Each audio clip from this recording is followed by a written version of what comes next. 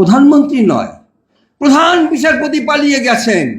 এমনকি প্রধান মসজিদের খতিব তিনিও পালিয়ে গেছেন।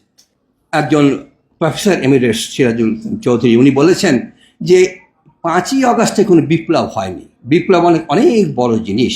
5ই আগস্ট যেটা হয়েছে সেটা একটা আন্দোলন হয়েছে। এতটা নিচু করে এই বিপ্লবকে, এই আন্দোলনকে দেখার কোনো সুযোগ নাই। বিপ্লব কাকে বলে, আন্দোলন কাকে বলে, অভ্যুত্থান কাকে বলে আপনারা সকলে জানেন। তারপর আমি মনে করিয়ে দিচ্ছি, সরকার পরিবর্তনের 3টে পদ্ধতি, দুটো পদ্ধতি, নিয়মিত অনিয়মিত। যদি নিয়মিত পদ্ধতি হয় সেটা আপনারা জানেন, নির্বাচন হবে, সরকার পরিবর্তন হবে। অনিয়মিত পদ্ধতিতে 3 ভাবে সরকার পরিবর্তন হতে পারে। একটি পরিবর্তন হতে পারে আন্দোলনের মাধ্যমে। আন্দোলন কাকে বলে? রাজনৈতিক দলগুলো যিনি ক্ষমতায় আছেন তার প্রতি অসন্তুষ্ট, তারা একটা আন্দোলন গড়ে তুললো, রাস্তায় কিছু হরতাল হলো, কিছু প্রতিরোধ হলো, তারপর সেই সরকার সম্মান দেখিয়ে নতুন নির্বাচন দিয়ে সরকার ক্ষমতা থেকে চলে গেল। এটা আন্দোলন হলো, আন্দোলনের ফসল। আরেকটা হলো অভ্যুত্থান।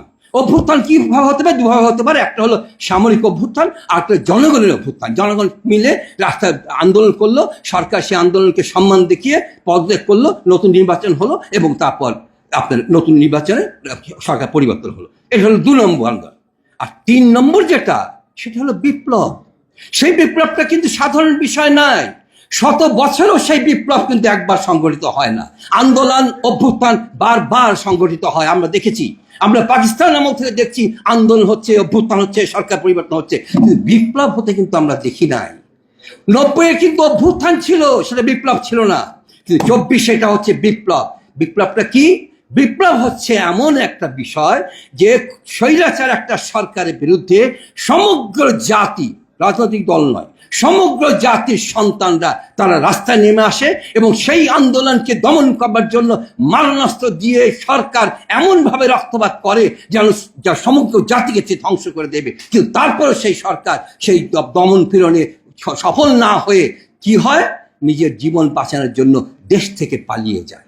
ওইটাকে বলে বিপ্লব। আমাদের এই 3 নম্বর যে বিষয়টি, এটা কি সংগঠিত হয়নি বাংলাদেশে? প্রধানমন্ত্রী নয়, প্রধান বিচারপতি পালিয়ে গেছেন। এমনকি প্রধান মসজিদের খতিব তিনিও পালিয়ে গেছেন। তাহলে বিপ্লব কাকে বলে? এরপরে আর বিপ্লব, প্রফেসর সিরাজুল ইসলামের প্রতি আমার পূর্ণ শ্রদ্ধাকে আমি বলতে চাই, এটা কি বিরাট বিষয় নয়? উনি যে বললেন বিপ্লব বিরাট বিষয়, তাতে মৌলিক পরিবর্তন হয়। আমরা তো সেই মৌলিক পরিবর্তন করবার জন্য এত কিছু করছি। এইখানে চিৎকার করছি কেন? শুক্রবার আজকে চিৎকার করছি সেই মৌলিক বিষয়গুলি পরিবর্তন করবার জন্য।